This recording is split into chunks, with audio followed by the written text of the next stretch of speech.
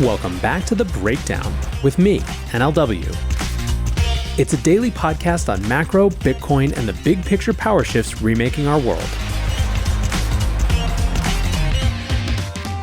What's going on, guys? It is Sunday, October 29th, and that means it's time for Long Read Sunday. Before we get into that, however, if you are enjoying The Breakdown, please go subscribe to it, give it a rating, give it a review, or if you want to dive deeper into the conversation, come join us on the Breakers Discord. You can find a link in the show notes or go to bit.ly/breakdownpod. Hello, friends. Happy Sunday. You know, some weeks when I look for LRS stories, I really have to stretch it a little bit.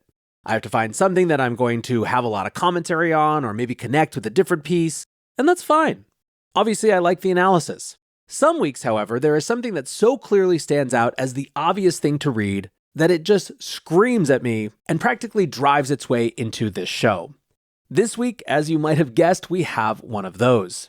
The piece is by Preston Pysh and is called Bitcoin is Anti-Totalitarianism. I, or rather the 11 Labs AI-generated version of me, is going to read this piece, and then the real non-AI me will come back with some analysis at the end. In the face of ongoing challenges to our cherished freedoms, it is imperative to critically examine the forces at play that threaten the very fabric of democracy. The ideals of freedom and open markets are at risk of being undermined by influential political forces seeking to impose oppressive order and control in the name of security. This article delves into the pressing need to fix our manipulated markets, protect Bitcoin and its inherent anti-totalitarian qualities, and inform U.S. policymakers that democratic values are what's at stake. Section: The erosion of free markets and capitalism. People who think we currently have capitalism and free and open markets haven't been paying attention. The American economic landscape, once a paragon of capitalism, has undergone a seismic shift, particularly since the 2008 financial crisis when lawmakers selectively bailed out the bankers at the expense of the broader economy. The central banking system's pervasive influence has led to a distortion of free markets, with quantitative easing, QE, being employed as a tool to manipulate the bond market, artificially lowering the cost of capital and thus distorting the prices of everything. This manipulation has had far-reaching consequences, including the gutting of the middle class and the concentration of wealth in the hands of a few.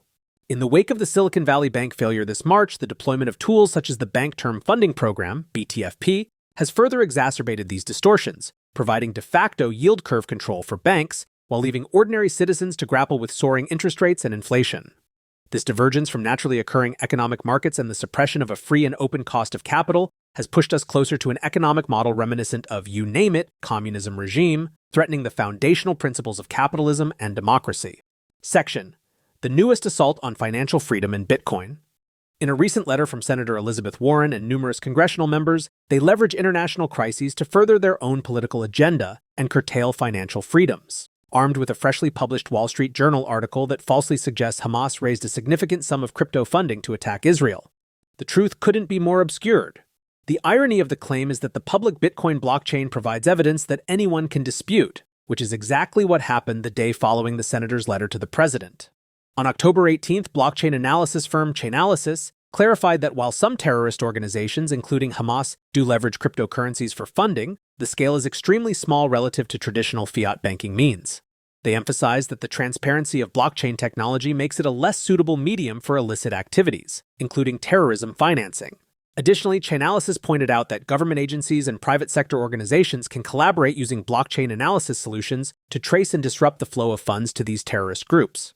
They also highlighted the importance of understanding the role of service providers in these financial networks and cautioned against overestimating the scale of terrorism financing in cryptocurrency, based on flawed analyses and misinterpretations. Delving deeper into the facts revealed by Chainalysis, it becomes increasingly evident how Senator Warren's letter dramatically skewed the situation. The detailed analysis zeroes in on a specific address that conducted over 1,300 deposits and 1,200 withdrawals within a mere 7.5 months, with a total inflow of roughly $82 million in cryptocurrency. However, a mere fraction of this amount, approximately $450,000, can be linked back to a wallet associated with terrorist activities. This represents a mere 0.3461% of the purported $130 million claimed in the letter, a staggering discrepancy that lays bare the deceptive nature of the narrative being pushed to the White House. Not only has Business Insider reported on October 21st that Hamas operates with an annual budget of $300 million, but a significant portion of its funding also stems from taxing imports into Gaza, as well as international connections with Iran. a country to which the US government recently and rather ambiguously may have released $6 billion in fiat currency to in September, just a month prior to the attack on Israel. Unlike Bitcoin, which offers a publicly accessible audit trail, citizens are left in the dark about this substantial financial transaction. The narrative on what was actually released depends heavily on the news outlet or political interest one consults, often resulting in biased and self-serving points of view. The irony. This stark contrast between politically manipulated numbers and the transparent reality a public blockchain provides underscores the urgent need for thorough, factual analysis and the adoption of publicly verifiable monetary units like Bitcoin. Section: Why is this so concerning? Knee-jerk policy reactions based on false information and poor reporting can have devastating long-term impacts to the U.S.'s competitive economic position and, more importantly, the liberties and freedoms of the citizens. In what appears to be a coordinated policy response, one day after Senator Warren's letter, the U.S. Financial Crimes Enforcement Network, FinCEN, came out with a proposal for special measures regarding convertible virtual currency mixing and labeled it a primary money laundering concern. Based on all the information contained in the FinCEN proposal, it opens the door for expansive policy to infringe on the rights of individuals. For example, the increased surveillance and potential loss of privacy could subject individuals running Bitcoin full nodes to unprecedented scrutiny. They might find themselves burdened with regulatory requirements that are not only onerous but also infringe upon their personal privacy and the privacy of users transacting through their nodes. The uncertainty and legal risks associated with running a full node under these proposed measures could discourage individuals from auditing their property, thus increasing their risk and reliance on bad actors. Bitcoin holders that ran their own node and took custody of their property in 2022 were not impacted by fraudulent centralized gatekeepers like Sam Bankman-Fried and third-party custodians that acted maliciously. Additionally, a policy attack on node operators creates less financial freedom for U.S. citizens and an incentive for businesses in this new sector of finance to move offshore. Developers might be discouraged from creating and implementing privacy-enhancing features, limiting the potential and the very essence of American citizens and builders within this country. Section: What is the essence of a Bitcoin node and why is it important? In the gold market, how would you know if someone gave you a pure bar of gold? Well, you can own an XRF, X-ray fluorescence device that emits energy waves into the metal to determine the elemental composition based on the frequency of energy that comes back to the device. In short, a purity audit ensures that you have purchased actual gold. Why is this device so important? Because if you buy $1 million of gold, you want to make sure it's the real stuff, right? In Bitcoin, that purity test is conducted by running a full node. This test can be outsourced to a third party or it can be conducted by the individual. This point is vital. If a person is not allowed to run their own node and audit delivery, it would be the same as saying a person accepting delivery of $1 billion in gold is banned from conducting their own personal audit. Since Bitcoin is a digital commodity, this right to audit delivery is essential to protect their liberties against foul play. Suggesting such a device be banned is a vote for autocratic control by government handlers at the expense of the individual's rights to protect themselves from thieves. While we are on this important subject, Bitcoin is the only blockchain that has a code base small enough to allow for everyday citizens to afford and operate their own node and provide independent audits on their property, ensuring its legitimacy and overall security. In short, Bitcoin is different. Bitcoin promotes individual freedoms, sovereignty, and liberties at the individual level, an idea consistent with our Declaration of Independence. Endowed by their creator with certain unalienable rights, that to secure these rights, governments are instituted among men, deriving their just powers from the consent of the governed. Section: A call to action. So what do totalitarian governments embrace? They embrace control. Such a control is often established through small and incremental changes that mask a deeper trend and direction that citizens don't notice. This progression ultimately leads to absolute control. Now, what is the paramount lever to pull if a government was interested in absolute control? That's right, the money. Because money is the energy that fuels every action and desire of the individual citizen. Therefore, let me be very clear. You will not beat a totalitarian government by becoming more totalitarian. America was founded on the principle of individual rights and freedoms. Those freedoms in turn created the strongest economy and most powerful nation on the planet. It is those very freedoms that are at risk with knee-jerk policy decisions to remove your individual rights in the name of security. In the face of the unstoppable tide that is Bitcoin and decentralized finance, it is paramount that we, as a society, and particularly as citizens of the United States, recognize the critical crossroads we find ourselves.